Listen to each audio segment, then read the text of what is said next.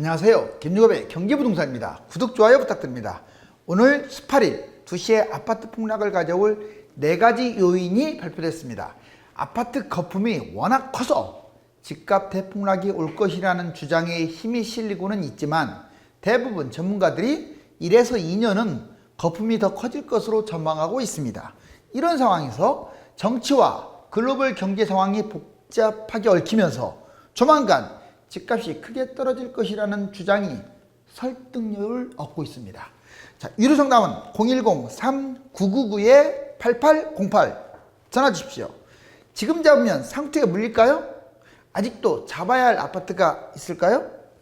자, 18일 2시 아파트 폭락 4가지 돌발 대참사 발생했다. 지금 다들 무엇인가를 생각하고 있습니다.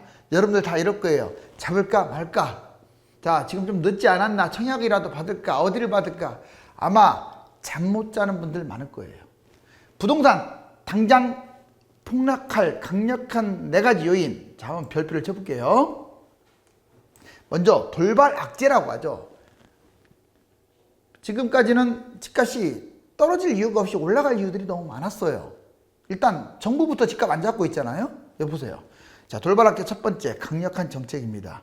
자, 이제 정부가 그동안에 무대책으로 일관을 했는데 도저히 안 되니까 이제 다주택이라든가 뭐 갭투자라든가 이제 해야 할 그동안에 아껴놨던 카드를 쓸 가능성이 있다 이 말이에요. 집값 거품 잡기. 지금 투기 세력들이 자꾸 이러죠. 집값은 안 떨어진다. 떨어질 이유가 없다. 그런데 왜 떨어질 이유가 없어요? 정부가 지금 집값 잡아보세요. 당장 잡혀요. 제가 장담합니다. 내일부터 거래 안 해요, 사람들이. 근데 그거 안 하니까 그런 문제가 있죠. 자, 투기방지 대책. 투기방지 대책도 제가 입이 닳도록 쓴내나도록 계속 얘기해 줬어요. 뭐가 있다. 이거 한다고 했어요. 자, 그 다음에 공급 매물 유도. 지금 너무 분양 쪽으로만 나가고 있는데 다주택자들, 임대주택 사업자들 매물을 쏟아내게끔 유도하는 거 아주 쉽습니다. 자, 이거 할지도 모른다는 거예요, 지금. 그럼 두 번째. 돌발악재 두 번째가 뭐냐? 대선 승리. 지금 여당과 야당이 팽팽하죠. 지금 여론조사에 따라서 여당이 앞서기도 하고 아니면 야당이 앞서기도 하고 이런 상황에서 불안한 것은 여당이에요. 왜? 180석이나 갖고 있는 이 거대 여당이 지금 야당하고 팽팽하게 주거니 받거니 한다는 것은 말이 안 될 거 아니에요. 이 사람들 입장에서는. 정권 뺏기면 세금 필요 없어요. 그러면 왜 이런 일이 벌어질까? 여러분들은 왜 이렇게 지금 여당하고 야당이 이렇게 원래는 의석수라든가 여러 가지로 봤을 때 여당의 프리미엄까지 따지면 일단 여당이 유리한 게 보통은 정상인데 왜 오히려 야당이 유리하거나 팽팽할까요?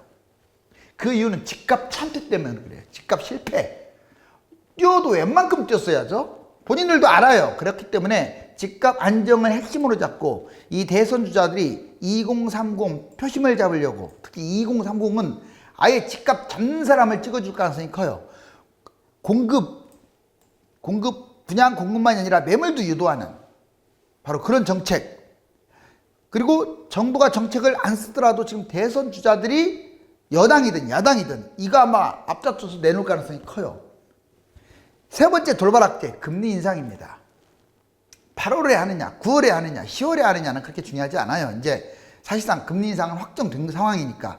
자, 금리 인상이 이제 이게 단계별로 얼마나 지속되느냐, 그리고 영끌 갭투. 여기서 중요한 것은 금리가 인상되면 영끌하거나 갭투하거나 이런 사람들이 확 줄어드는 거예요. 불안하니까. 당연히 수요가 줄면 집값은 떨어지겠죠. 매물은 쌓이니까. 매물은 계속 쏟아져 나올 가능성이 커요. 지금 눈치 보기 장세인데.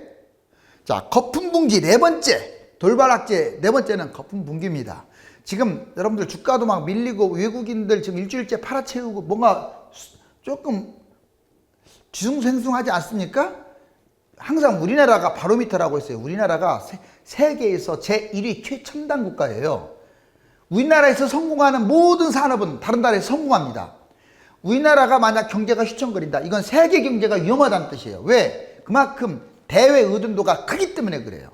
대단한 나라예요, 우리나라가. 여기 보세요. 세계 자산 거품, 경제 불안이 확대되고 결국 집값 거품 이거 회복시키기 위해서 진행을 하는 겁니다. 돌발 악재의 네 번째가 바로 거품 붕괴예요. 자, 2021년 이후 부동산 흐름, 자, 전문가 전망 100% 대폭락. 여러분들 뭔 말이냐면 아까 제가 이제 네 가지 얘기해줬죠. 그 네 가지가 하나만 터져도 집값은 떨어져요. 지금은 그 네 가지가 당장 아무것도 이루어지고 있는 것이 없이 오히려 상승 요인만 부채질하니까 집값이 계속 올라가는 거예요. 네 가지가 동시에 터질 필요도 없어요. 하나만. 정부가 집값을 잡거나 대선 주자들이 강력하게 그걸 내세우거나 아니면 금리가 단기별로 꾸준히 올라가거나 물론 코로나 변수가 있지만 그렇지 않으면 마지막으로 집값 거품이 너무 심하니까 이제 이걸로 인한 경제 불안, 경제 위기 뭐 이걸 바라는 건 아니지만 이게 터지거나 뭐 그 중에 하나만 나와도 자 근데 여기 보시면 이거 옛날 2008년, 7년 노무현 정부 때 많이 뛰었다가 정말 많이 빠졌죠. 이렇게 그러던 것이 이게 0입니다. 초록색은 다시 회복해서 여기 신고가를 찍고 현재가 여기 자, 이 상황입니다. 자 164보다 높은 184죠. 자 근데 폭락론자도 그렇고 대부분 90% 이런 전문가들은요 잘 들으세요. 2년, 1, 2년 올라간다고 합니다. 2022년에 떨어진다는 사람도 없어요. 2023년도나 돼야 떨어진다고 해요. 심지어는 홍남기조차도 정부조차도 1, 2년은 올라가는 것처럼 얘기하고 있잖아요. 앞으로 3, 4년 후에 집값 떨어지면 이런 식으로 말하고 있잖아요. 자, 그러니까 이만큼이 바로 여기 보면은 2022년 적어도 2022년 말까지는 뛸 것이다 라고 이렇게 다들 판단하는 거예요. 1, 2년 상승. 근데 여기서 이미 이만큼 뛰었잖아요. 이만큼 더 올라간다 이거죠. 자, 그럼 떨어지면 얼마큼 떨어지느냐? 이거 볼 것도 없습니다. 이 평행선. 예전에 이 바닥까지는 안 떨어지지만 중간선, 즉 2018년 시세, 여기 18년 있죠. 여기 시세. 18년 시세 근처까지 떨어질 가능성이 커요. 이거는 반토막이에요. 볼 것도 없이. 정말 많이 빠질 겁니다. 안 빠지는 거 없이 비싼 것일수록 많이 빠져요. 3에서 5년 폭락이라고 써놨죠. 즉 기대감은 이만큼인데 하락은 이만큼이기 때문에 조심해야 한다는 거예요. 다만 아까 제가 얘기했듯이 네 가지 중에서 하나라도 제대로 터뜨리면 도중에 떨어져요. 이렇게 도중에. 자 이제 서울 과거 집값 폭등과 미래 집값 폭락 예상 시세를 한번 보자고요. 이걸 잘 봐둬야 돼요.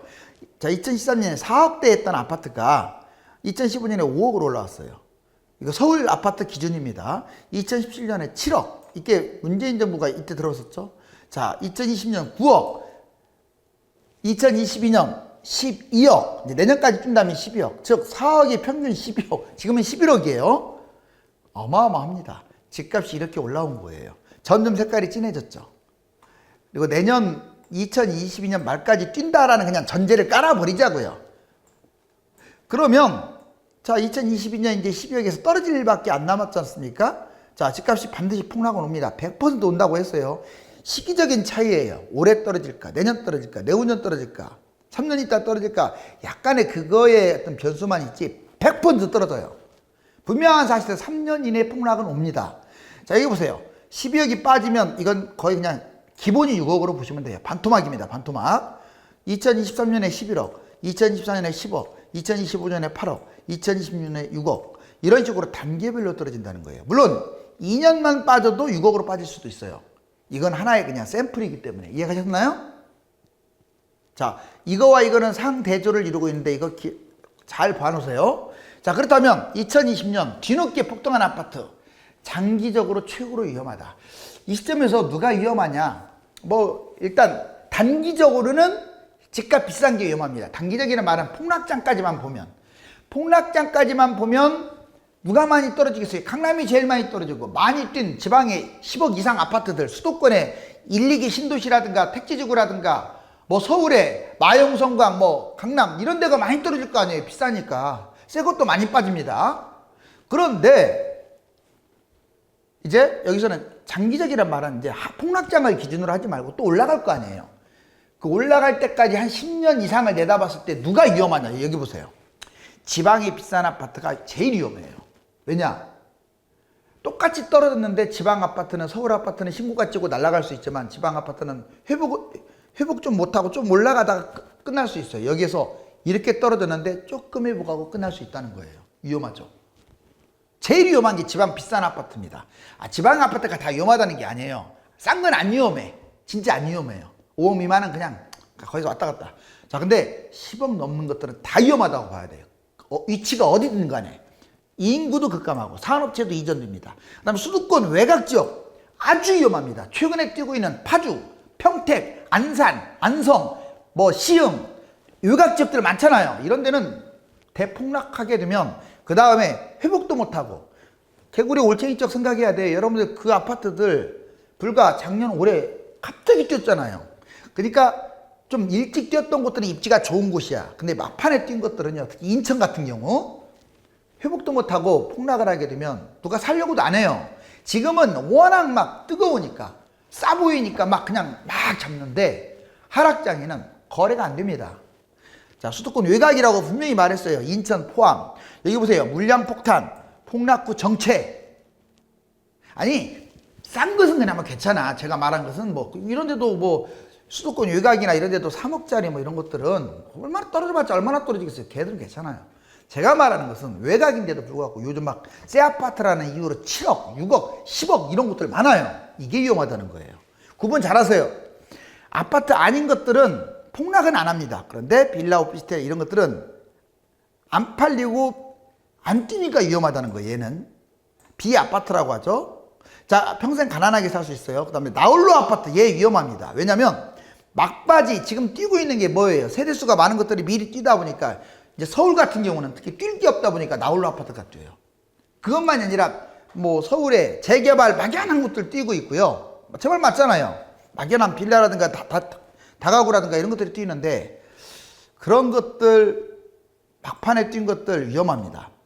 폭락 후에 회복도 못할 수도 있어요. 정리하면 지방이 비싼 거, 수도권 외곽, 입지가 별로 안 좋은 것들, 비아파트, 나홀로 아파트 비싼 것들은 아예 그냥 보지도 마라.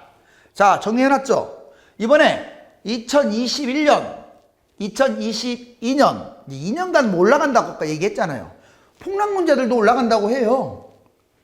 이해가셨어요? 당장 지금부터, 다음 달부터 빠진다 이런 사람 없습니다. 왜? 집값 잡을 생각이 없는데 정부가 누가 떨어진다고 하겠어요? 자, 그런데 자, 아까 제가 이제 예상 변수는 얘기해 줬어요. 그 넷 중에 하나가 터질 수도 있으니까 조심해야 돼요. 자, 1, 2년간 급등할 아파트. 그러면 이게 좀 아까 말했던 거와 상충될 수 있는데 지금 잡으면 뭘 잡아야 돼요?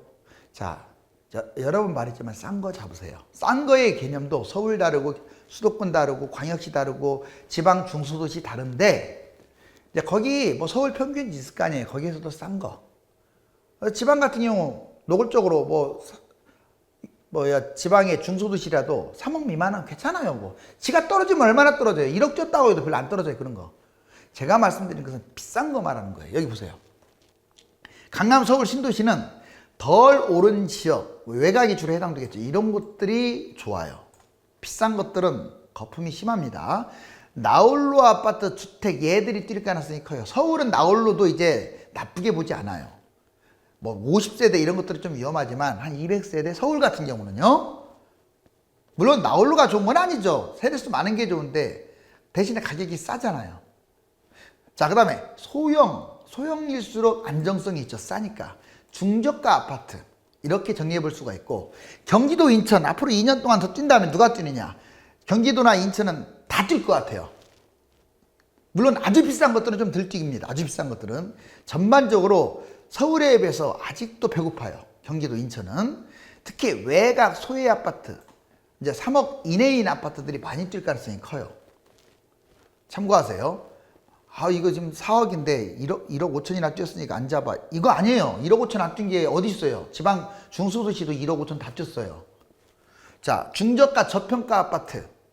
좀 말이 막연하긴 하지만 그래도 상대적으로 좀 이렇게 싼 것들, 또 자기가 자본금이 있는 경우. 그 다음에 광역시는 이렇게 접근하세요. 비싼 건 무조건 피해야 돼요. 10억 넘는 건 하지도 마세요. 제 말 맞습니다. 자, 덜 오른 지역이나 아파트. 그 다음에 소외지역, 광역시도 지금은요 소외지역이 좋아요. 너무 다 뛰어버렸기 때문에. 구축일수록 괜찮습니다. 구축도 비싼 건 꽝이야. 자, 중저가 저평가라고 분명히 광역시는 얘기했어요. 비싼 거 잡지 마세요. 자, 그 다음에 지방 중소도시도 역시 비싼 것은 안 좋지만 전반적으로 괜찮아요. 왜냐하면 지방 중소도시를 보면 아주 비싼 것은 별로 없어요. 근데 최근에 새 아파트 중심으로 막 2억, 3억밖에 안 왔던 게 6억 한 곳들 있죠. 혁신도시나 막 이런데. 또는 중소도시. 그러면 잡지 마세요. 꽝입니다. 꽝. 2억, 3억이 6억. 무조건 더블 뛰면 하지 마세요. 더블 뛰면.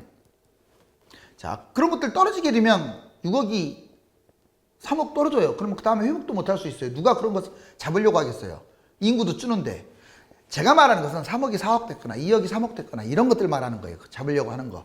1억 3억 미만 저가 아파트, 중소형 저평가. 자, 참 이렇게 말해주기도 어려워요. 이것도 예외가 있으니까. 그렇지만 자, 평균치로 제가 말씀드렸어요. 하도 여러분들이 지금은 폭등장이니까 제 거 제목만 보고 집값 아예 그냥 무조건 안 잡고 폭락장 3년 기다렸다가 계속 올라간다고 하소연이나 해대고.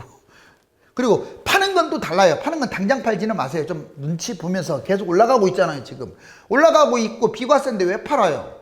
비과세인 사람은 계속 주마다 이렇게 점검을 하면서 꼭지에서 팔려고 노력을 해야죠.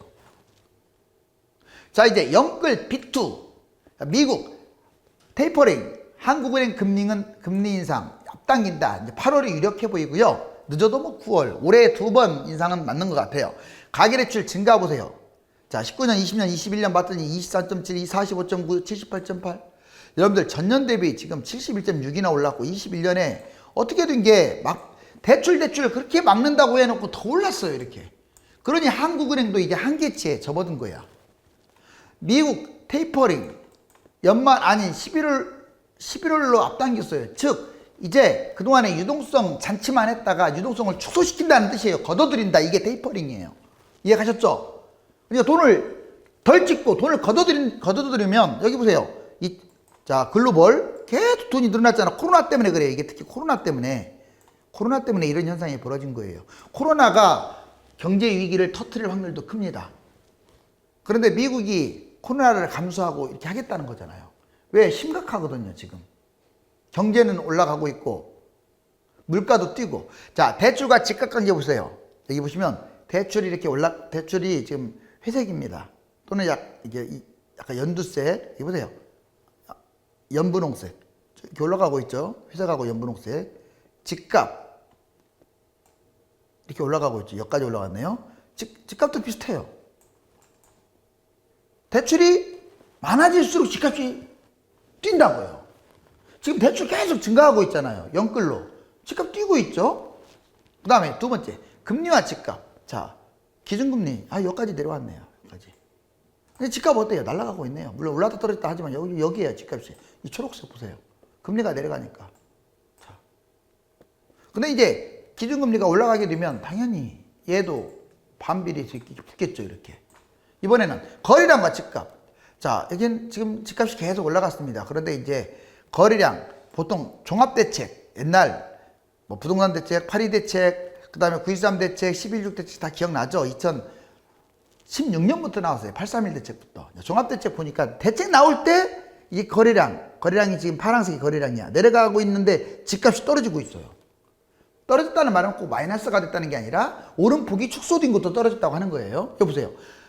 8.2 부동산 대책이 나오니까 거래량 축소되니까 집값 내려가고 있고, 자, 역시 9.13 부동산 대책도 내려가고 있고, 거래량 주니까 12.16, 7.10 대책 다 거래량 주니까 내려가고 있고, 2.4 대책도 마찬가지야. 그런데 지금은 왜 올라가느냐? 대책이 안 나오고 있어요. 2.4 대책 이후에 대책 지금 말아먹고 있어요. 완전 무정부 상태입니다. 무슨 대책이라도 나와줘야 돼요. 그래야 집값이 내려가겠죠? 그 다음에 이번에 통화량과 집값. 자, 거래량이 줄면 집값도 떨어진다 이 말이에요. 통화량과 집값. 자, 지금 돈을 계속 찍어내고 있습니다. 이거 통화량. 자, 연한 파란색 보세요. M2. 그러니까 집값 어때요, 이거? 자, 까만 거. 올라가고 있죠. 비례하네요. 즉, 대출은 늘어나고 있으니까 집값 뛰고, 자, 통화량도 증가하고 있으니까 집값 뛰죠. 경제 성장도 올라가니까 집값 뛰고 있고, 금리가 낮으니까 집값 뛰고 있죠. 자, 그리고 거래량이 축소될 때는 집값이 뛰는데 거래량이 늘어나면 집값이 올라갑니다. 자, 이제 부동산 대폭락장, 임대주택, 다주택 이거 한꺼번에 쏟아집니다. 여기 보면은 등록임대 이거 무시하면 안 돼요. 계속 매물이 나오고는 있잖아요. 요즘 와서는 좀 줄고 있지만 장기적으로는 이렇게 지금 해마다 이렇게 매물이 있어요. 23년 기준으로 82만 채 이렇게 쏟아질 거고, 다주택자 지금 다주택자가 어마무시합니다. 사람으로 따지면 대략 250만 정도 되는데 매물로 따지면 700만 채예요. 뭐 아파트만 갖고 있는 건 아니지만 이렇게 지금. 그 다음 법인 아파트 매도 건수, 법인도 계속 매도, 요즘은 좀 줄었는데 어찌됐거나 이 세 가지가 한꺼번에 쏟아진다 이거예요. 그럼 폭락장에 얼마나 떨어질지 알겠죠. 수도권 광역시 보니까 여러분들 지금 서울 서초구, 강남구, 성동구, 송파구 이 순으로 지금 집값이 비싸요. 서울이 싹쓸이네요.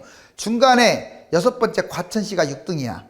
쭉 서울이고 경남 성남시 경기도 성남시 분당구, 도중에 또 수정구, 영통구, 뭐 중원구, 수지구, 동안구 이런 데가 가끔 들어가고 다 서울이 싹쓸이했어요. 분당이 예전에 서울 다 포함해서 5위에 있었어요, 집값이. 근데 지금 12위로 좀 밀린 게 보이죠? 집값 순서가. 앞으로는 서울시대라는 거예요. 이제는 1, 2기 신도시는 지났어요. 이미 올라와 버렸기 때문에. 그것은 계속 신도시를 만드니까 그래요. 서울은 아주 희소성 때문에 앞으로 떨어졌다가도 또 신고가를 찍지만 경기도는 떨어졌다가 신고가 찍는다고 장담할 곳이 한 곳도 없어요. 왜? 경쟁자가 너무 많고 땅이 너무 커. 서울의 15배야. 자, 이번에 광역시 보자고. 5대 광역시 어디가 비싸냐? 수영구, 해운대구. 대구, 수성구가 3위예요. 그 다음에 부산이 싹쓸이 하다가 또 도중에 대전, 대구가 껴있어요. 즉 이 말은 바꿔 말하면 부산이 거품이 제일 심하다는 거예요. 부산이. 그리고 대구, 수성구도 아주 심하다는 거예요. 특별한 게 없는데 그나마 해운대하고 수영구는 바다라는 좀 국제도시라는 그 여건도 있어요. 근데 수성구가 이렇게 비싸다. 여기 보세요. 엄청나죠, 평당가가? 수도권 이상으로 뺨치죠. 이런 데는 폭락하게 되면 회복 못할 수 있습니다. 지방이라고 제가 무시하는 게 아니라 해외 시세를 보면 그렇게 나와요. 그래서 부산, 대구, 대전은 조심하세요. 그 다음에 이번에는 세종을 비롯한 기타 중소도시를 보자고요. 세종 엄청나게 거품 심하죠. 그 다음에 성산구, 제주시, 그 다음에 천안시 서북구, 청주시 흥덕구, 전주시 덕진구, 창원시 의창구. 제가 말씀드린 이곳들은 지금 상위권이야. 중소도시 단위에서. 여기는 폭락합니다. 하락장에. 지금 좋아할 게 아니에요. 지금 앞부분이 여기 있죠. 이 앞부분을 차지하는 것들이 지금 많이 빠지는 거예요. 비싸니까. 자, 이제 사상 최대 매수세가 지금 있다는 것은 다 알겠죠. 요즘 이렇게 매수세 보세요. 엄청나게 늘어나고 있죠. 집값이 이렇게 올라가고 있는 중이에요, 현재. 그렇지만 아까 4가지 요인으로 추락할 수 있다. 자, 근데 안타깝지만 중국인이 9년째 1위. 왜 우리나라가 지금 해외 좀 외국인들에 대해서 제재를 좀 많이 했으면 좋겠어요. 여기 보세요. 2010년, 21년 있는데 어떻게든 20년에 1만 9천, 약 2만 건이나 거래됐어요. 2만 건이나. 그리고 21년에 벌써 9,464건. 거래량이 그렇게 없는 상황에서도 이렇게 거래를 시켰습니다. 특히 중국인은 9년째 1위야.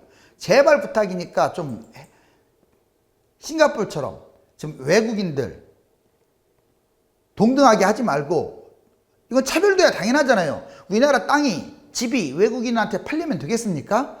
양도세든 뭐든 세게 해야죠. 7월 집값 13년 만에 지금 최고폭으로 올라가고 있고, 그 다음에 작년보다 지금 더 뛰고 있다고 하는데 지금은 무대책이니까 그래요. 자, 지금 다주택자들이 너무나 지금 집을 많이 갖고 있네요. 버티게 하고 있는데 얼마까지 버틸까요? 이 문어가 버티는 데는 한계가 있을 것 같은데요. 1, 2년간 집값을 떨어뜨릴 요인이 거의 보이지 않는다고 전문가들이 이구동성으로 말합니다. 그렇지만 부동산에서 가장 중요한 요인이 정부 정책이며 대선 승리에 목말라 있는 여야는 어떤 형태로든 집값을 잡아야 하기 때문에 그동안 아껴둔 집값 잡기 카드가 한꺼번에 쏟아질 수 있습니다. 감사합니다.